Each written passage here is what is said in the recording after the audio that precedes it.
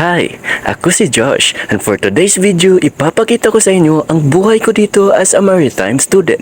So without further ado, this is a day in my life as a maritime student. Siyempre tulog ako dyan guys, tas kakagising ko lang. As you can see, I just woke up like this. Very fresh. Balikan mo na kasi ako please. Sheesh! So as usual, dahil bagong gising tayo, kinuha ko agad yung kumot. Tapos nag-exercise. Shake, shake, shake. I-shake yung pabango. Oops, kayo talaga kung anong iniisip nyo. Mas mabuti pang isipin nyo na lang yung pag-aaral nyo kaysa isipin yung taong hindi naman kayo ipupursue. Sheesh! But anyways, maaga pala akong gumising dyan guys kasi lalabas kami ng kaklase ko para mag-jogging. Napaka-importante kasi na ma-maintain yung healthy lifestyle or to be physically fit sa isang katulad naming mga maritime student. Kailangan hindi kami magiging inactive kaya expert na talaga kami sa pag-iingat ng aming katawan, pag-aalaga at lalo na sa pagmamahal. Sheesh! So ayan, papunta na ako sa labas ng aking boarding house at oo nga pala guys, malayo pala yung probinsya namin kaya I prefer to stay here sa boarding house na malapit lang sa aming university. At tamang-tama sa paglabas ko, andyan na pala yung kaklase ko. Kanina pa daw siya naghihintay, kaya sana all talaga sa mga taong hinihintay at minahal sa buhay. Sheesh! Sana all. Kaya time check muna tayo, it's already 4:57 AM. Pagkatapos pumunta na kami sa lugar kung saan malayo sa inyo, ay kung saan kami magja-jogging at mapapansin nyo na madilim pa talaga sa mga oras na iyan. Pero pagdating namin sa bridge, biglang lumiwanag ang aking buhay nung pinakilala mo ko sa iyong nanay at tatay. Ay, sheesh! Beke naman, charot lang. What I mean is napakaganda ng sunrise o tanawin dito.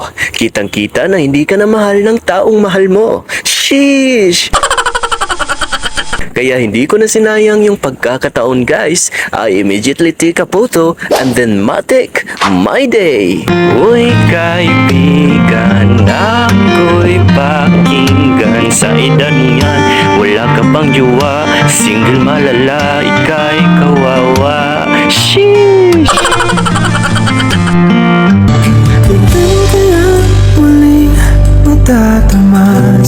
Kailan ka ba babalik? Ikaw ay makasama. Gusto na kitang makasama ulit. Tayong kakanta. Kantahan mo ko ulit ha. Sheesh! Gagi, naging sad boy bigla. Tama na nga yan. Anyways, balik tayo. So ayan guys, before kami nagsimula mag-jogging, nag-warm up muna kami upang yung katawan namin ay hindi mabibigla. Iwas injury kung baga. Kasi yan naman talaga ang dapat, di ba?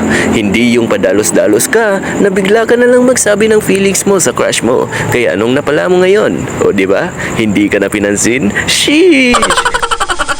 Kung ako sa'yo boy, humanap ka ng tamang timing. Tell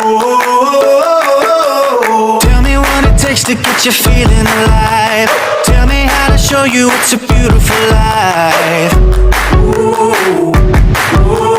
I'll do anything to pull you into the light. And speaking of timing, tamang-tama, tapos na kaming mag-warm up at agad na naming sinimulan yung pagja-jogging namin. Tell me what it takes to get you feeling alive. Tell me how to show you it's a beautiful life. I'll do anything to pull you into the light. 'Cause everything will change when you open your eyes.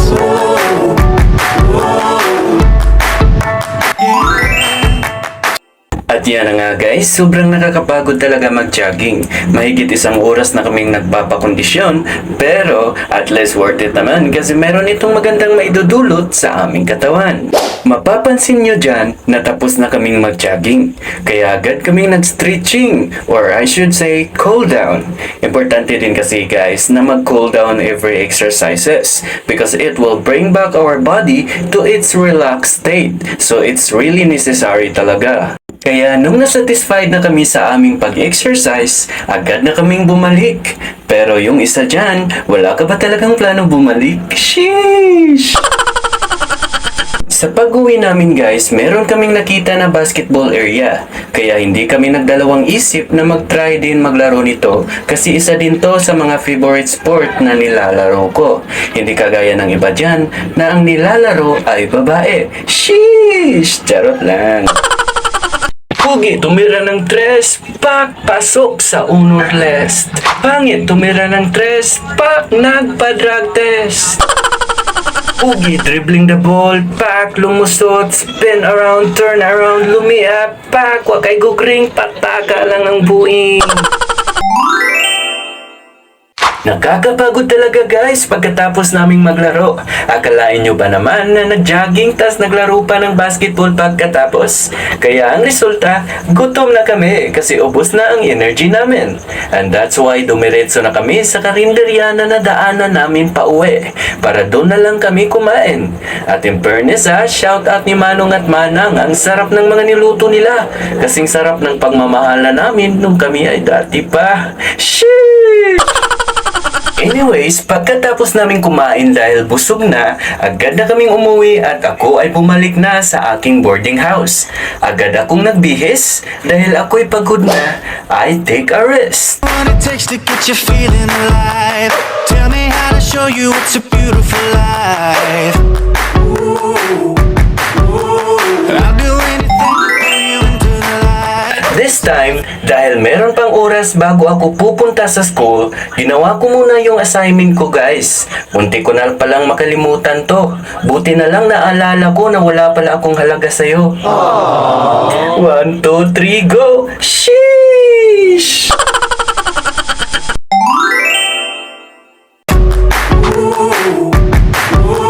I'll do anything to pull you into the light. 'Cause everything will change when you open your eyes.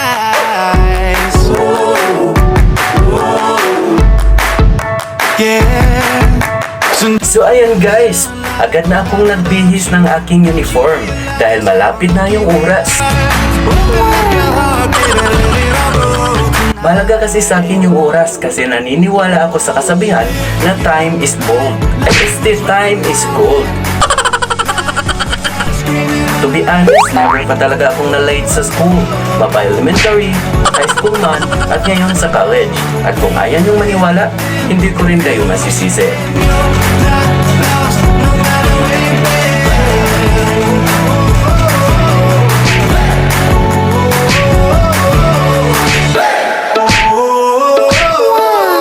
You've been trying hard just to make it alone. Well, I can help you, baby, let me carry the load. At oo nga pala guys, sa mga nagtatanong dyan kung bakit hindi ako pumasok early in the morning in the school, it's simply because yung schedule ko ay pang afternoon to evening. Papasok ako 12 p.m. at matatapos kami 9:30 p.m. So ayan guys, nasa labas na ako papuntang kainan o sa manukan para mag-lunch. Nag-crave kasi ako ng pagmamahal ay este ng fried chicken. Kaya di na ako nagdalawang isip na bumili nito at kumain ng tudo. Sa mga oras na iyan guys, di ko na pala namalayan na malapit na pala yung time ng first subject namin. Kaya binilisan ko na yung pagkain ko tas agad na pumunta sa school.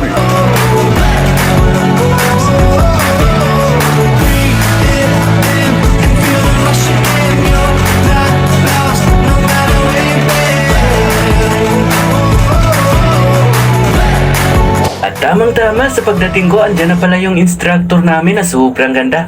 Nagsimula na pala magturo si Miss guys. Medyo nahuli kasi ako ng konti, pero hindi ako late. Konti lang.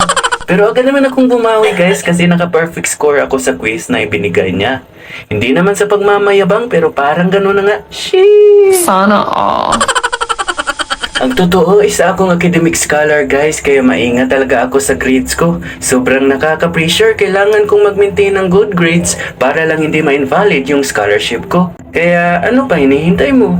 Grades ko nga, kaya kong ingatan, ikaw pa kaya? Sheesh! Anyways, pagkatapos sa first subject class namin guys, ay dumiretso na ako sa aming library para doon na lang magtambay at magbasa patungkol sa pagbabarko. Makikita nyo dyan ang daming mga upaw ay mga kapwa ko kadite. Mapapansin nyo, puro marine transportation at marine engineering ang nandyan kasi intended lang talaga sa mga marine ang library na yan.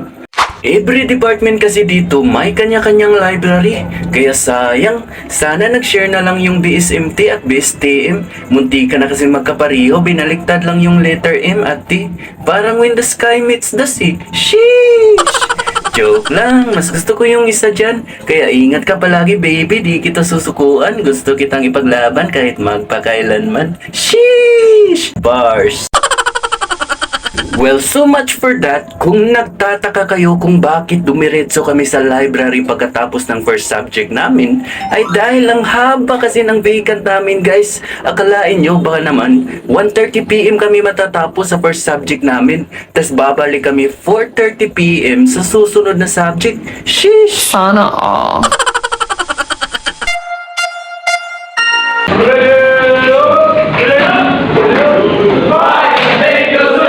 So ayan guys, sa second subject namin is nag-lecture lang pala kami at agad naman itong natapos, kaya as you can see, papunta na kami sa aming computer laboratory at perfect spot talaga yung maritime building namin guys. Ang ganda ng view ng sunset, lalo na kung sa personal mo yan makikita.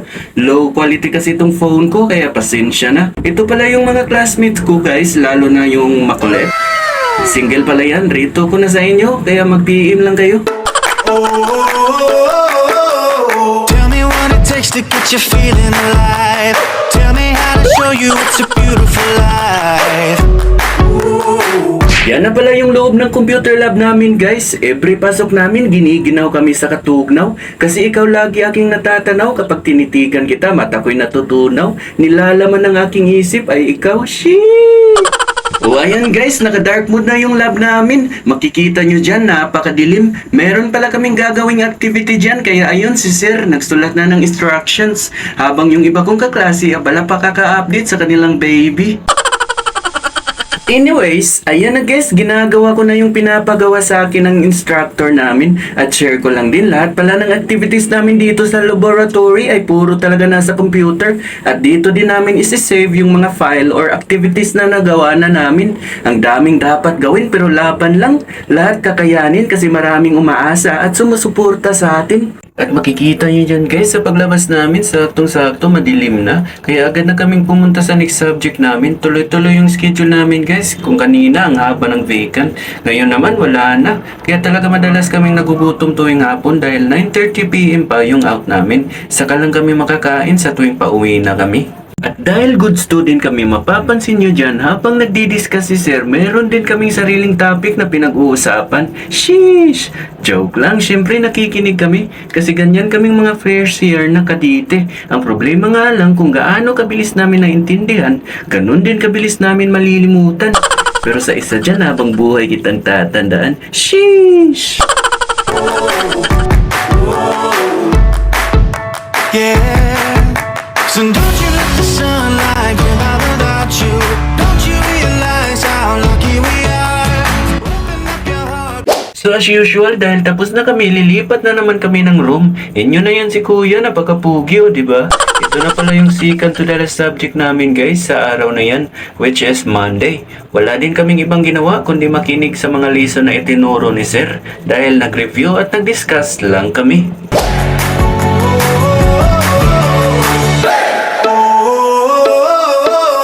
You've been trying hard just to make it alone. Well, I can help you, baby, let me carry the load.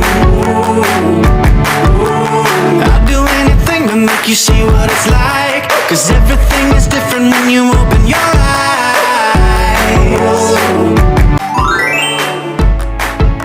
Yeah. At sa wakas guys, malapit na kaming makakauwi. Nasa last subject na kasi kami, which is ang math. At mapapansin nyo, merong pa spin a wheel yung instructor namin. Yan yung trip niya kasi mag-o-oral kami. Kung sino man yung maswerteng mapipili ng wheel, siya din yung sasagot sa tanong ni sir. Medyo nahihirapan nga kami kasi syempre math nga, di ba? Ito yung pinakaayaw ko na subject kasi ang hirap intindihin. Parang mga babae lang. Kung sa Bisaya pa, bahala og di ta gwapo. Basta buutan og kugihan lang ta, gwapo gyapon nilang pilion. Sheesh! Woman. So ayan na nga guys, after a long and tiring day, ay sa wakas ay makakauwi na kami.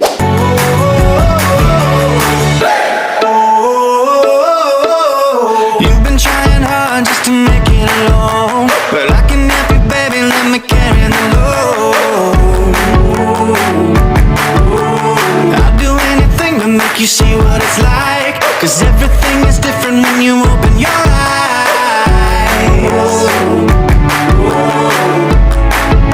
Yeah, so don't you let the sunlight go by without you. Don't you realize how lucky we are? Open up your heart, baby, let it all go tonight. Live your life like you was running out. Live a life, we gotta scream it out. We gotta breathe it in and feel the rush again. You're not lost, no matter where you've been.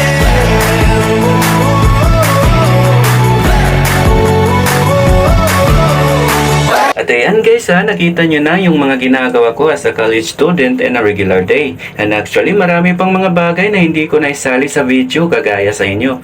I know na we have our own perspective in our college life. May kanya-kanya tayong paraan para ma-enjoy at makasurvive.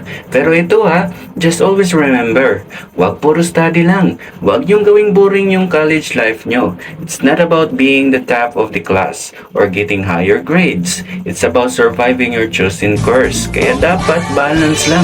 Mag-enjoy ka rin pag may time. But always put a limitations. Sheesh! Anyways, hanggang dito na lang ako guys. Hindi ko na ito patatagalin. Kaya muli, this is Decadit Josh, a first year BSMST student na nagpapayo. Huwag kang sumuko ka na. Hindi mo na kaya mo yan. Sheesh!